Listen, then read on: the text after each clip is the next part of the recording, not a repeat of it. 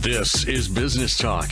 Your business, your success. Sponsored by Take Action Business Coaching. The opinions expressed are those of the participants and may not be the views of the staff, advertisers, and owners of the station. Advice given is not intended to replace that of your business advisor.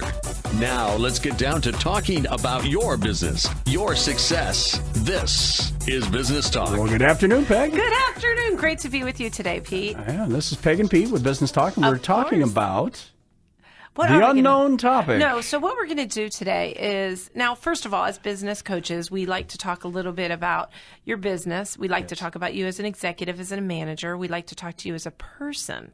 So it's about higher performance. So we have a few topics, one of which, we always start with good news. Yeah, we're going to do good news.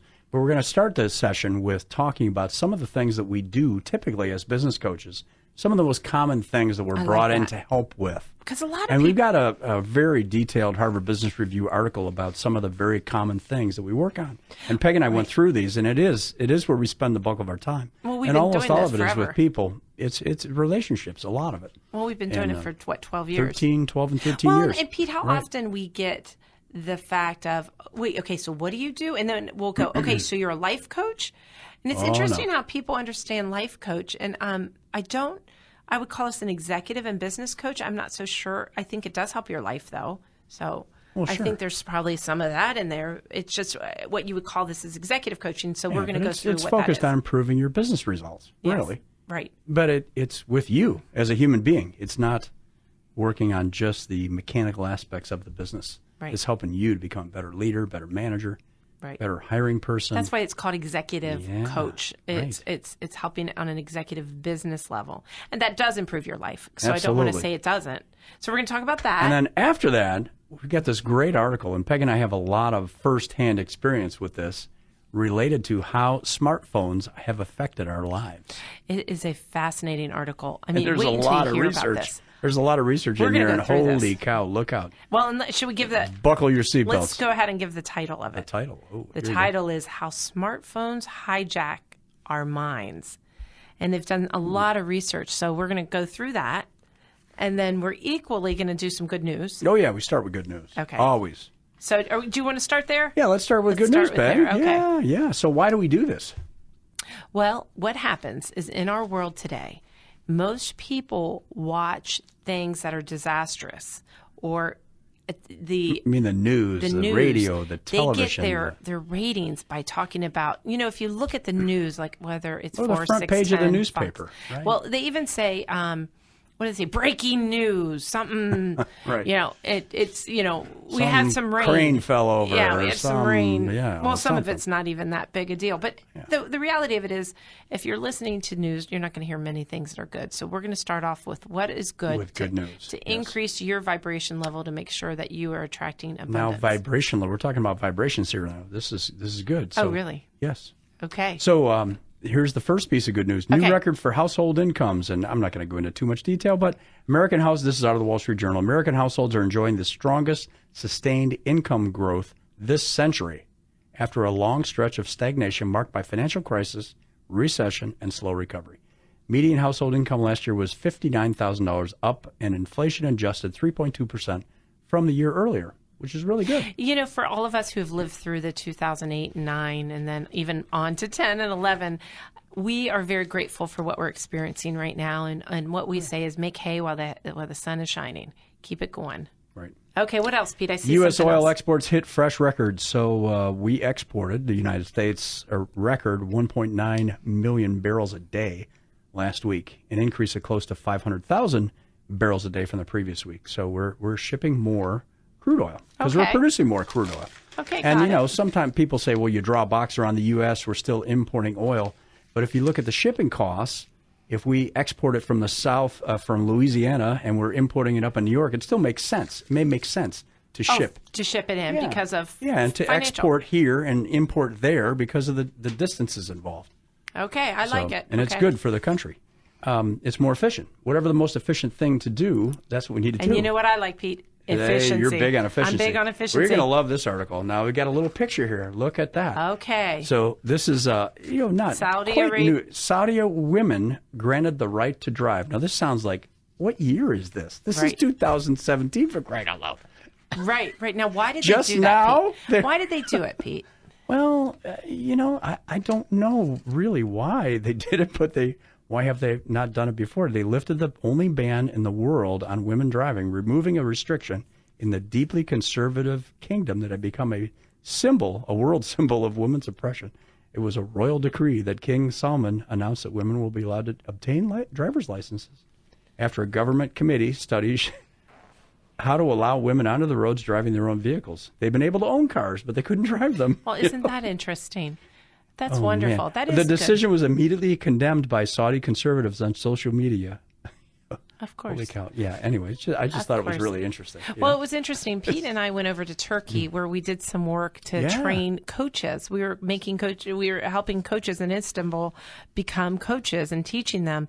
And it was amazing because you're seeing all these women from with the, what do you call it, with the shroud burqas. on, the burqas on. And now a lot of the women were Western dressed. Oh, and then there were lots of burqas. And it's just amazing how you forget what you have. Oh, yeah. And you go over there and you see how much they don't have. Yeah, so when you're talking to your daughter about putting their dishes in the dishwasher, you can say, look, you can go somewhere where you can't drive. Yes, exactly.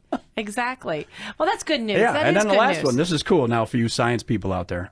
3 U.S. scientists won the Nobel Prize for Physics in their instrumental role in detecting gravitational waves. And for those of you who don't know about that, Albert Einstein, about 100 years ago, predicted that there was such a thing as a gravity wave that happened in the universe 100 years ago. He just couldn't prove it. Without computers, he just did it on a piece of paper, and he could never prove it. And these guys just now proved it. And it's funny, they said they built an observatory. It cost $1.1 billion, and it caught a cosmic distortion caused by gravitational waves from the clash of 2 black holes.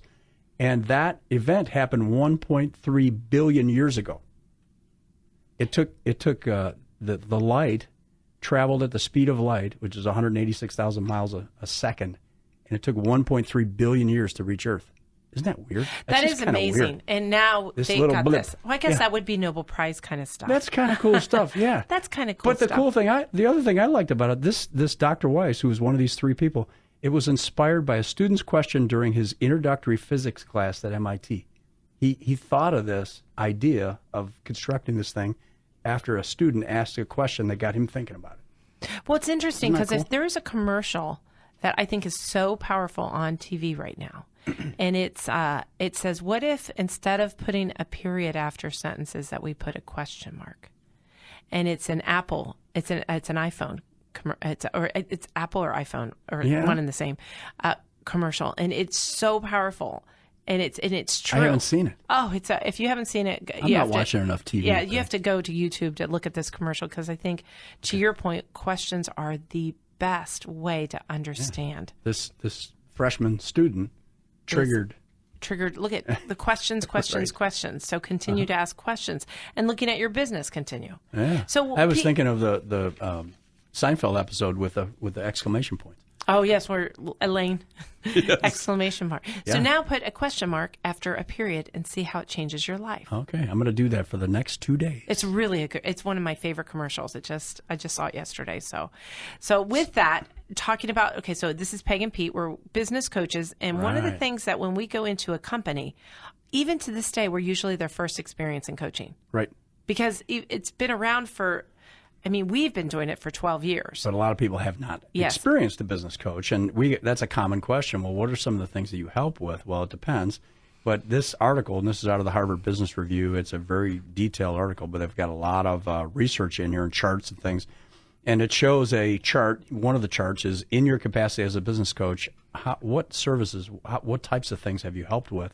One of the most common ones, 96% of people that were answering these questions said they facilitate a transition, somebody who came into an organization or moved up in the organization. And I have a couple of folks right now that fit that category. I was going to say that happens a lot where we are coaching someone getting them ready to take the next position. Right. That's pretty common. It has been either a director, a manager, or a president. And we may call it it's a high stakes engagement.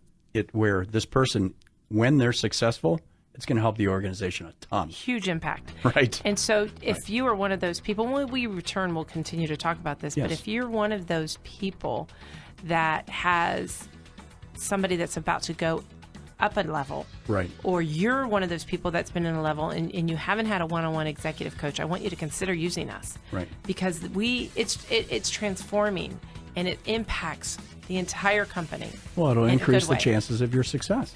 The only thing you have to have, as we're going to go through this, is you need to have an open mind. Right. You need to do what you say you're going to do. And you got to be willing to change. To change, absolutely. So when we return, I think it would be good just to talk a little bit about what it is that coaches do. But then the bulk of what we're going to talk about is how smartphones have hijacked our minds and the impact. Now, can you play some of that Outer Limits music, Alan? Yeah. When we return, we'll do that.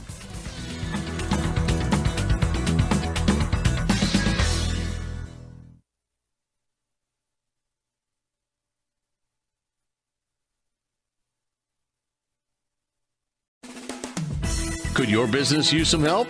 Call 614-306-7922 to schedule your coaching session. 614-306-7922. Now, here's more business talk.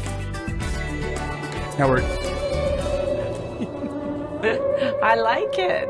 I like that. well, that's really good. Smartphones hijacking our minds. How is that happening? Yes, and what can you do about it? We are going to be covering that in this segment of Peg and Pete with Business Talk. So Excellent, thank you. Alan. You get another star. Alan, I like the sound effects. Another star. Brilliant sound You're doing effects. So great. we are going to talk about that, and this is fascinating. You'll want to hear this because it's really it blows your mind away. Ooh, now, I want to talk about a topic where we can have one of those horses that's clopping, but I don't know what that topic's going to be. Okay. So All right, so we're talking about the coaching thing, some of the things that we work on. Here's the second one, Peg. We mentioned facilitating a transition, a new person in or a person that's already in the organization moving up. That's pretty common. The next most common one is developing capabilities of a high potential manager, somebody who's already in your organization that just, that they can learn a lot more and they can take on more and you can delegate more to them if they can learn. that is a big one. Yes, Yep. absolutely. Okay. So what were some other categories? Acting Pete? as a sounding board on organizational dynamics. What's really going on around here? And I'm involved in 2 or 3 of those. That's part of the role. It's not the whole role, but that's a piece of it. Well, it was interesting, Pete, that is the reason that's important is it's good to have a person, non-emotional person, Yes. who can give you an outside perspective's view. Right. And this just happened, in fact, yesterday with a company who the owner and the general manager were seeing 2 different things. Yeah. And they were both respectful, both understood. And then they said, can we bring you in and just tell you and see what you think? Because you don't have what is it? You don't have a... You're not biased. You're not emotionally involved Yes. in it. You don't have It's not a dog in a fight. Dog in a fight. That's it. I was going to say a cat. There's no cat. Yeah, I don't have a dog cat in a fights, fight. And yeah. so an outside perspective, and Pete, I see you have a lot of clients where you do Yeah, that. I mean, one easy example is this manufacturing company where I always go out in the plant and talk to the supervisors and a bunch of the hourly employees every time. And the owner wants to know what I'm seeing. And we talk about, well, here's some things that are happening out there. And he sees it from his perspective, and I see it from a different perspective. We talk about what should we do? Is there anything we should do? And a lot of times there are things that we need to do. I like that. Okay, so what Yeah. else, Pete? As a coach, what is it we do is what we're talking about. Enhancing the interactions of the team. And this next one is very common, addressing a derailing behavior. So something that is causing problems, and let's address it. How can Right. we address it? What are all the ways we could address it? That's it, because a lot of times you tell people what to do. Stop it. Stop that behavior, but we don't teach them what are the strategies stop and it. the actions that you're going to use to stop that behavior. So we help coach them into a behavior modification. Smaller percentage of issues, these are a smaller number of times this happens, is addressing issues in a coachee's non-work life. Oh, Things right. that are happening outside the Outside work. the, Yeah. and I guess that sometimes when people sometimes. might say that we're a life coach, I guess that's what life coach would deal with more outside, more frequently, but maybe yeah. not. I think, yeah. So as an executive coach, we help as a business and executive coach overall business and executive performance in those areas. Oh, so here's another one. Why a shift of focus occurs during a coaching engagement when it's going well is a lot of times the individual being coached is more self-aware. Oh, absolutely. They have deeper goals, meaning more depth, more understanding of how those goals interact with other departments or strategic things. So their goals are better. Well, I had one executive, Pete, that I coached last week that his improvement, the goal was, he was a very valuable employee and we needed to increase his performance. And I said, he was doing everything he should. And I was like, how are you doing with your goals now? And he goes, I'm achieving all of them. In just 2 months, he did a turnaround. And it was that, their company is so busy. So often as a manager and an executive, you're so busy that you're not able to touch base with everyone. So if you bring in a coach, it's leverage. Like you have somebody working with that person, creating strategies, holding them accountable.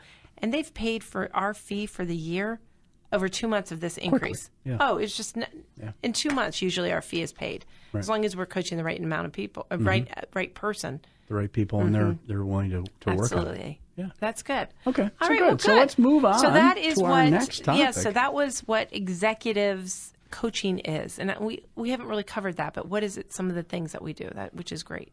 Now, a business coach does all of that plus. Oh, right. Plus, so we do all of we're those. Really, what we're there for is to help achieve improved business results. So higher sales, higher profit, maybe the business owner not working as many hours per week on the business. Or he could be saying, okay, I want a succession plan. What is right. that? That's a common one. Yeah. Or it could be, hey, you know what? Help me with my marketing development plan and my hiring process, my systems analysis, looking at my team, creating a different culture, developing the team. So you can look at the business as an entirety as a business coach. An executive coach would do business coaching generally on one individual yes. at a time. Executive coaching. Business coach is helping improve the entire business, and we may be working with multiple people in the business. Right. Exactly. Yeah. Okay, so that describes us. So now let's Very get back good. to, which is the how smartphones hijack our minds. So tell me a little bit about this article. Okay, wait. Oh, here we go. How smartphones. There we go. Oh, they're hijacking our minds. Ooh, very good, Alan. Okay. Look out. Okay, so Pete, tell me about this article here. This is great. And this is out of the Wall Street Journal's The Weekend Edition. Nicholas Carr wrote this article. Thank you, Nicholas. So you bought the new iPhone. If you're like a typical owner, this is going to be funny. Now think about yourself. You'll be pulling your phone out and using it some 80 times a day.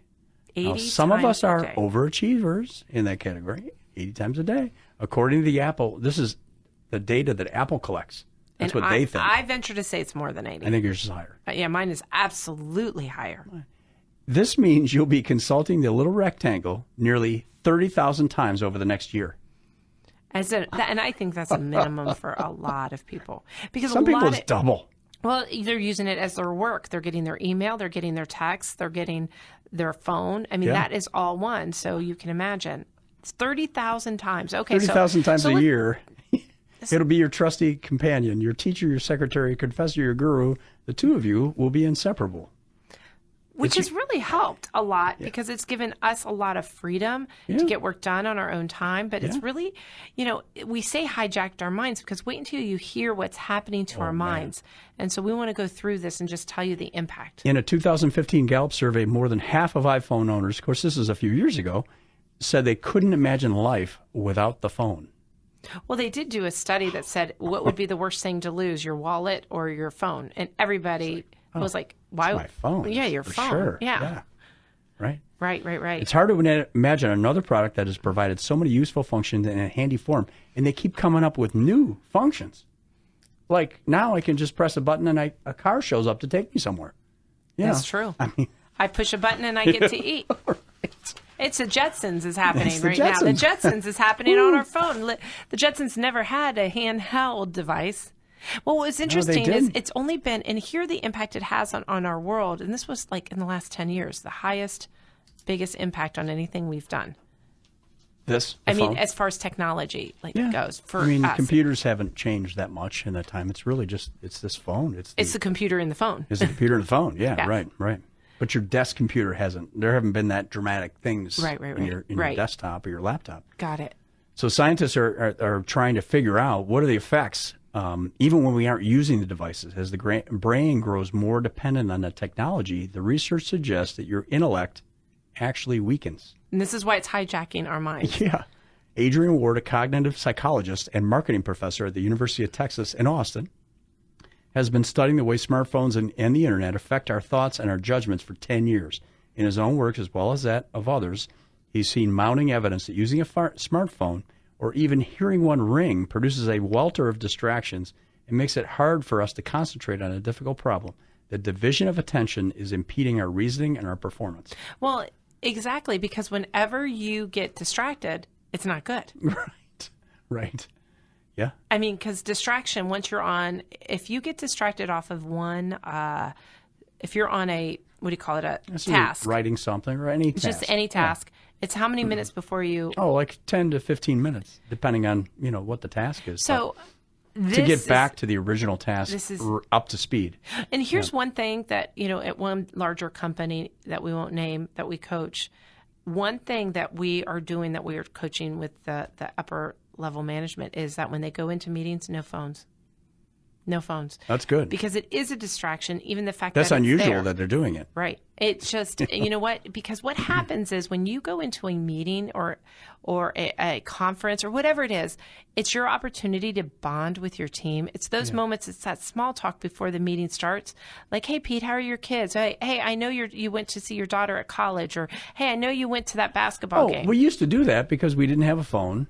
And all we had was the topic of the meeting that was coming up. We didn't have any other distraction. So now what happens is everybody goes into meetings and they're looking at their phones. So they're doing the emails or before the meeting starts. Before the meeting starts, and we're missing that connection that helps create a culture. Yeah, I hadn't really thought of it that way, but that's true. So the goal is to put your phone down, not just because of the distraction it can create in the meeting, but also the lost opportunity and the relationships it creates at a break and or right before or after.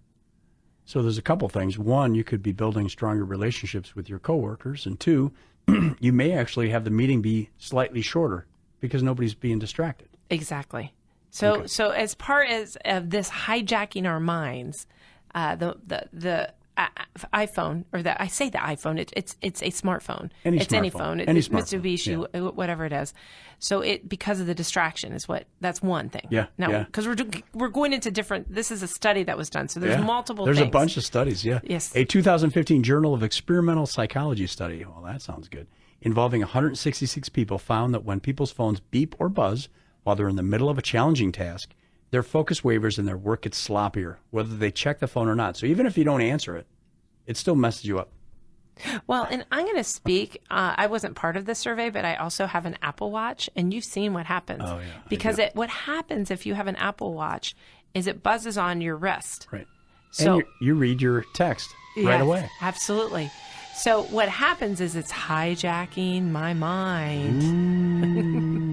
And you've got to just be cognizant of that and self-aware. This Apple. And it's Halloween time too. This is good. I like smartphones. We have to understand what it's doing to us, and understand that this can be a distraction and get us off task, and not makes us as productive. Another 2015 study, which involved 41 iPhone users and appeared in the Journal of Computer-Mediated Communication, showed that when people hear their phone ring but are unable to answer it, their blood pressure spikes and their pulse quickens, and their problem-solving skills decline dramatically. Isn't that crazy or what? Oh, well, when we get back, we're talking more about this hijacking of our minds.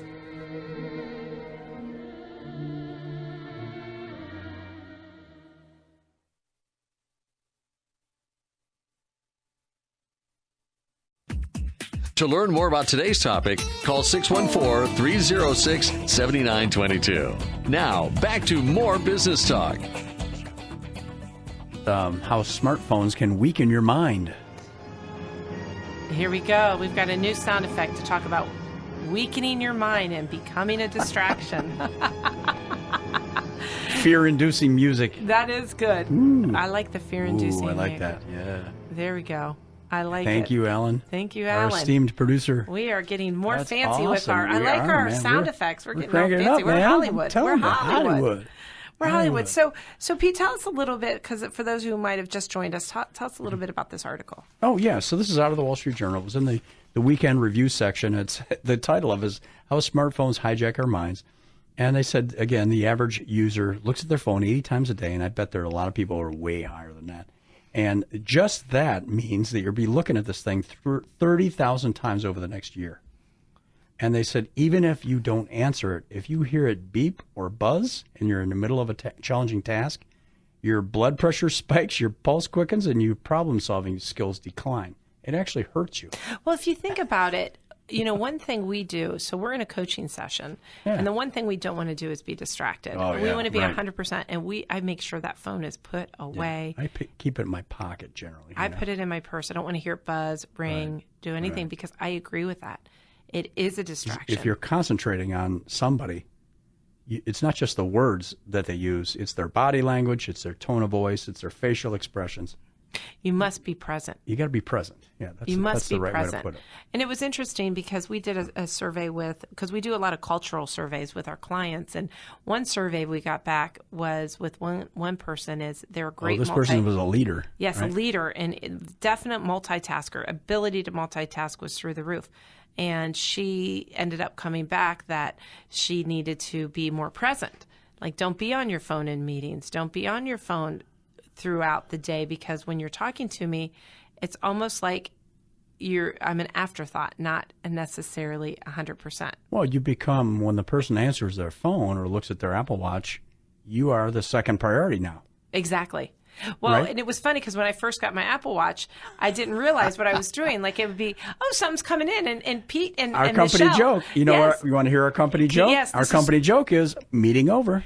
As soon as Peg reads her watch, it's like meeting over. Well, it was because we were in a meeting, and Michelle, who's our host of the show, and Pete are talking to me. Yep. And I'm totally ingrained, and I wasn't used to this, and it went beep beep, and I literally put it way up to my eyes, and that's when they go, I guess the meeting's over. Like, you're in the middle of talking. It was just completely rude, and so you have to be careful. Which is funny because Michelle has an Apple Watch and she did it to me the other day. So you do have to be careful of how you're coming across, because it does come, it does, and be above it because you want to set that and your standard. brain really does switch to that other topic. I mean, it's going there. Absolutely. At least for a few seconds. Yes. Yeah, it wasn't going to be present. You're on hold, baby. So going back to the study, Pete, this has just been fascinating. Yeah, there's a bunch of research that they did for this thing. And the next one here, though, you'll like this one. There are 520 undergraduate students at the University of California in San Diego, which is a great city. And we're actually going there in February, right, to one of our conferences. And they got 500 students, so this is a large sample. And what they wanted to assess was fluid intelligence, a person's ability to interpret and solve an unfamiliar problem. The only variable in the experiment was the location of the person's smartphone, the location. Oh, the location, okay. Location, how close it was to the students. Some of the students were asked to place their phones in front of them on the desk, which is common in meetings, right? That happens. Others were told to put them in their pocket or their purse, so men, women, pocket, purse.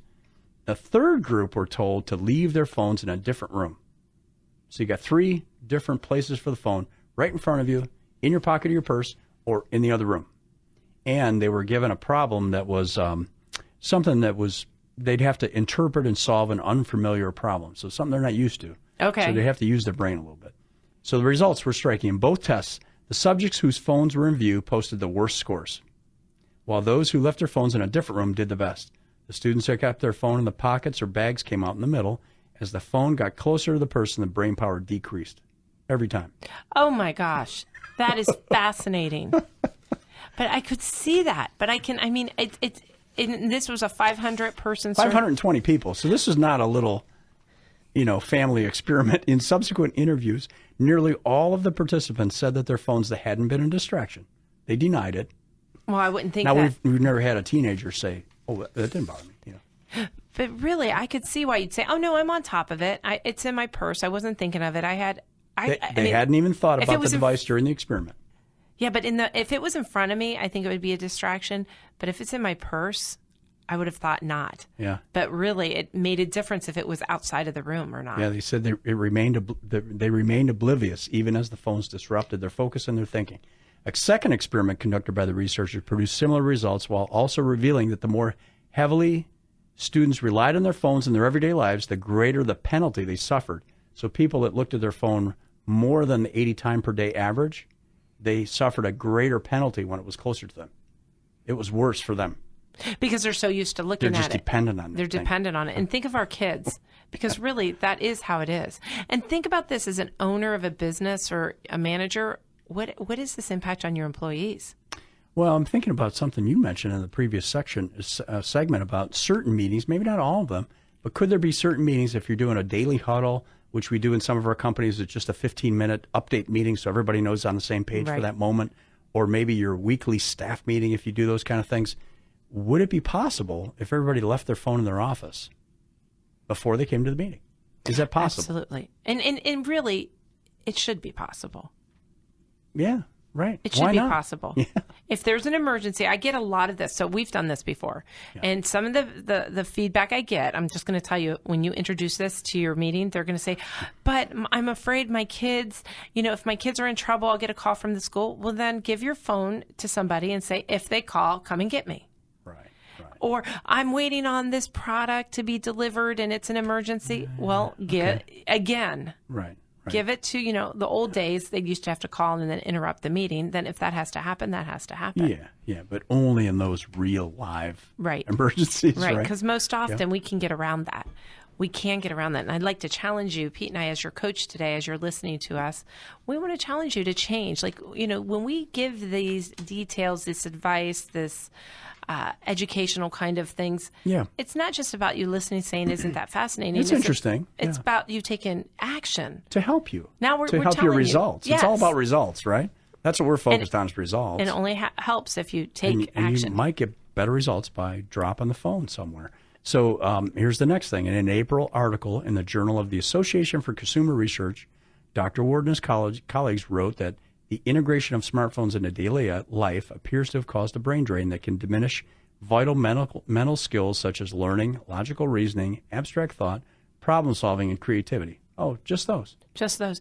Well, as you're reading me this, I'm thinking of back in, I don't know, before we were born, what they were saying about TV. How they thought TV, the boob tube. Yeah, they thought that it was making us stupid. And really, I think you have to look at that there's always a balance, because you know what TV has done is it's actually made us smarter, because we're learning quicker, we learn better, we can retain. It's also been an entertainment venue. It's also an escape menu. It's just, we have to watch how much we're relying on it. And what's happening is everybody has it in their phone. Like, if you look at anyone who says, hey, I'll be right back, they take their phone with them no matter what. Oh, yeah. While you're walking down the hall. You had feedback for an executive that you worked with, Peg, at a company, and the person would be reading their phone sometimes and walk right past an employee. And not say hello. And they actually got specific feedback about that. And so think about the impact you're having on your teammates, because you're doing the same thing. Right. And, ever since then, when I'm in companies, because I'll do that, like I'll get out of a coaching session with one executive and go to another, I actually go into a room, close the door, and then go on my phone, and then I put my phone away. And then look at your phone. Oh, and that's then great. What I do is, if I'm in the hallways, I actually make sure to make eye contact, say hello, give a smile, and that's important for you. Think of you doing that, because otherwise we're just getting lazy. Well, and those little things are part of your emotional bank account that you build with all your employees. An emotional bank account is what, Pete? Well, when I pass you in the hallway and you say, hey, good morning, Pete, how are you? And I say, I'm great. And I keep going. Just that little contact makes me feel wanted and important, and I feel good about it, and I want to say hi to you too. And it helps our teamwork. So we call that a deposit in my bank account, which is a positive thing, and it helps me feel better. And if there is ever a need for me to get some kind of corrective discussion, it'll be a lot more easy to take. Exactly, which would be called a withdrawal. A withdrawal is something where you parked in my spot, man. Yeah, it's something that you've asked of another person, but because you've given so many deposits, asking for withdrawals is okay. Right. Absolutely. Right. So as we're finishing up this segment, going into the other, and we're talking about how smartphones hijack your mind. And we're going through these studies about the impact of the decisions you're making can have on the outcome of your life. Yes, it's really important. It's fascinating how all these studies point to the same thing, is that even if it's just in view, your results will go down. So even if you're sitting there doing your budget, you should probably put your phone away for the next hour and do the hard stuff first.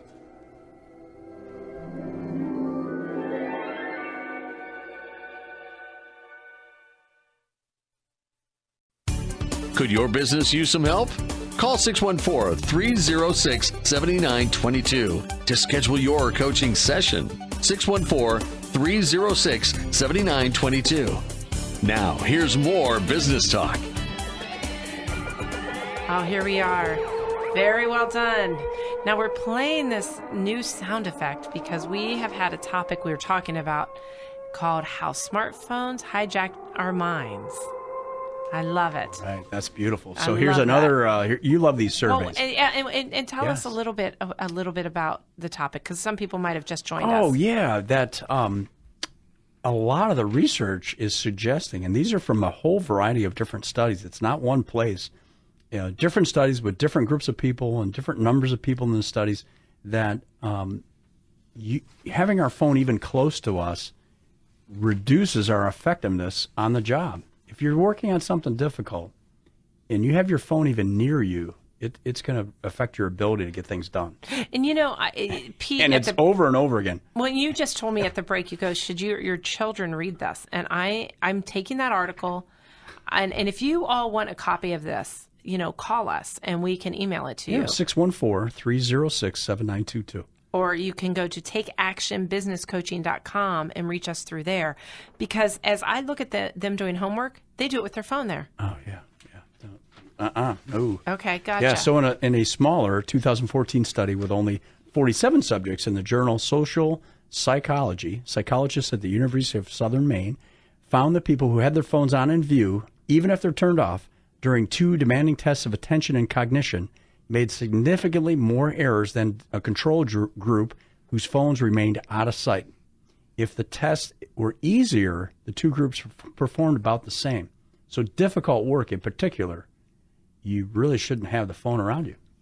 That does make sense. And, I'm sitting here thinking about testing, if the kids, when they're testing in school, if they have their phone anywhere near them. I know sometimes, like in the ACT tests and all of that, they can put it in your locker or something. Have to, put it in your car. Like they're not allowed to have that there. So I'm hoping that, thinking about the work environment, that would be something that you would require. Wait till you hear this next one. Okay, Holy tell me cow. the next one. In another study published in the Applied Cognitive Psychology in April, researchers examined how smartphones affected learning in a lecture class with 160 students at the University of Arkansas. They found that students who didn't bring their phones to the classroom at all scored a full letter grade higher on a test of material presented than those who brought their phones. A letter grade.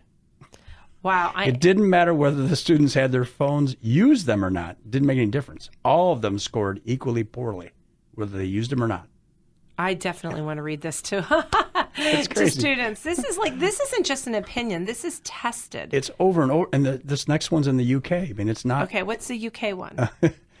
The UK found that when schools ban smartphones, students' examination scores go up substantially, with the weakest students benefiting the most. Isn't that interesting? But that makes sense, because... It does, yeah. Wow. It isn't just our reasoning that takes a hit when phones are around. Social skills and relationships, which you hit on a lot, social skills and relationships seem to suffer the most, because smartphones serve as constant reminders of all the friends we could be chatting with electronically. They pull our minds away from the person we're talking to directly. Which we talk about that all the time. We talk about all the time. We do. It's an introvert's way of you having a crutch that they can be with them instead of the person they're with. And that happens again and again. Right. So here's your homework. Number one, as we've been looking through this study, I guess you would say, is number one, what are you going to do in your workplace in order to communicate it and then change what you're doing to make sure that you're not impacted by some of these things? And really, this helps. This could help your employees in their personal lives as well as their business lives. So maybe we should scan this and have it available if somebody wants to copy it. Absolutely. It's a very good article. Yeah, I mean, it's really interesting. Well, and here's the thing is I would read it, because this isn't you and your opinion. These are studies done. This is a fact-based discussion. And if people understand the impact and the purpose and the value, they're going to be more likely to follow it versus just saying, oh, it's not good for you. Right. It's like eating chocolate. That's bad for you. So we want to make sure that we say why. Like, why? Yeah. Why is it that we don't want the work, in our workplace? So here's another one. In a study conducted at the University of Essex in the United Kingdom, 142 people were divided into pairs and asked to converse in private for 10 minutes. So 71 pairs, 2 people talking to each other for 10 minutes. Half talked with a phone in the room, while half had no phone present. The subjects were then given tests of affinity, how well we get along, trust, and empathy. The mere presence of mobile phones, the researchers reported in 2013, inhibited the development of interpersonal closeness and trust and diminished the extent to which individuals felt empathy and understanding from the person they were talking to. The downsides were the strongest when a personally meaningful topic was being discussed. So if it's something important, it was really bad. The experiment results were validated in a subsequent study by Virginia Tech and published in 2016. The evidence that our phones can get inside our heads so forcefully is unsettling and suggests that our thoughts and feelings, far from being stuck in our skulls, can be skewed by external forces where you're not even aware that's happening. Well, you know what this is echoing to me is, I have Allie is one of my daughters. There's Allie and Lauren. And so Allie's in high school, and she last summer went on a camping trip for a week. Yeah. So she went away for a week, and in this, it was an organized trip. I say camping trip, it wasn't. It was like a summer camp. I'm sorry, it was not camping. It was a summer camp. Mm-hmm. And one of the things that they had to do is they had to not use their phone for a week. So it was like we were saying goodbye. I will not talk to you, not text you for 1 week. Was it like put away? It was put away. It wasn't around. The whole week. The entire week. Wow. And she came back, and this was just, this past summer, and she said, I thought it would be the most awful thing. And it was actually the first time in her life, and I say her life because, she didn't have a phone until she was probably in 5th grade. 13. Yeah. So in 12. her world of having phones, it was the first time she had not been with a phone for that long. And she said, Mom, the amount of stress that phone creates, I realized. Because now she had all her friends with her. Yeah. And she goes, and I got to talk to them, and I felt like I was developing relationships better, and we were having better conversations. And it's everything you said she felt. Yeah. And she said, but here's what made it really work for me, is all my friends didn't have their phones either. Oh, right. So it was more of a relief. I'm not missing anything. We're all here. Yep. Everything that matters is here. Yep. And it's just amazing. How can we capture that? Or what can we do? What steps can we take to have moments of relief? Even half a day on the weekend where you just put it away for a few hours. You just put it away. Right. Or what is it that you're going to do to make sure that we have this break? Yeah. Wow. And so just looking back, she did experience this. Now, Emily, my daughter, Emily, is 23, and she's in medical school now, but she did the hike on the Appalachian Trail, 1,000 miles, took several months. But she had her phone on airplane mode all the time, didn't turn it off because turning it back on and off takes some power too. Right. But putting it in airplane mode really saves your battery. It can be several days on a charge. Right. So she might once a day turn it on, get a couple texts or an email and respond and then turn it off. You know what I mean? Yes. And she didn't miss it at all. Not at all. She said it was one of the surprise of the trip. Sort of like what Allie experienced. It was very similar to that. It was just, wow, what a relief. And it's easier. I guess, here we are telling you something. So what are you going to do about it? Listening. What are the actions you're going to take, right? Yeah. Because now that we've talked about this study, we know it's a valuable asset and we all love our smartphones. So what are we going to do about it to give our brains a break at the workplace and at home? Yeah. The irony of the smartphone is that qualities we find most appealing, its constant attention, connection to the internet, multiplicity of apps, responsiveness, portability are the very ones that give us such a sway over our minds. That's what gets us. Phone makers like Apple and Samsung and the others, and app writers design their products to consume as much of our attention as possible. They're really trying to get out of our mind. Because they want us to buy stuff. During every one of our waking hours. And we thank them by buying millions of dollars worth of these gadgets. Well, it's so true. And, they say that the next phone will be like in our eye. Do you know what I mean? Like, oh, great. So that it's constant, whether it's a contact or it's a lens of some kind. They're going to inject it into your eye. Yeah. I mean, it's going to be at every moment. And so it's going to be up to us to have the moments of relief. And what stress is that creating for you and how are you going to escape it? So this segment has been really interesting. It is. This has been. They use a term here that says a gullibility crisis, in which people are all too quick to credit lies and half-truths spread on social media by bad actors or people who just don't know what they're talking about. It is true. I mean, there's that going on too. There's that too. So we've had, Pete, we've had a really good show today talking about smartphones and how they've hijacked our minds. And we've done some studies. Now, if you want to hear this show in its entirety with the wonderful sound effects that Alan has provided. I think it's grabbing my mind right now. Yes, is it grabbing our mind? Is to go to takeactionbusinesscoaching.com, and you'll see all our archive shows. Yeah, click on the Business Talk icon there, and you'll see all the shows. Because you by topic. You may want to go there and have your children listen to this show. Yeah. Or your employees and say, hey, this isn't me saying it, it's Peg and Pete saying it. If you'd like a copy of the article, just give us a call at 614-306-7922. And also, we should mention our 90-day planning session coming up on December 8th. Now, describe a little bit about what a 90-day plan is. Well, one of the things that Peg and I are very in favor of is having a plan for your business, and then also every 90 days having a written plan of a relatively small number of very important goals that you and your team have agreed that these are the top things we want to accomplish during this quarter, and throwing in at least one personal goal. Okay, and so we have this December 8th. We do, in Grandview. In Grandview, and it starts at 8 o'clock, or 8:30, and it goes until about 3. 3:30. And so what we're going to do is the first business or person that calls Pete will get a complimentary ticket to this. Yep. Yes, tickets for you and your team or your team, and it's at 614-306-7922. So be the first caller, and you will get this complimentary ticket to this event. And just know that it's a casual event filled with fun and education. Other business owners and managers and leaders in the community. And thank you, Alan, for the great music today. You did a great job. Great job. I'm giving you a round of applause. Yoo-hoo-hoo. And Alan is playing this because our topic today was how smartphones hijack our minds. Ooh. And just amazing what the impact they make on you and your business. So now you'll know. Where do they take our minds once they have it? Oh, man. We didn't cover that. Maybe we'll cover We'll that talk about that week. next time. Tune in next Saturday at 1 o'clock for Business Talk. With Peg and Pete.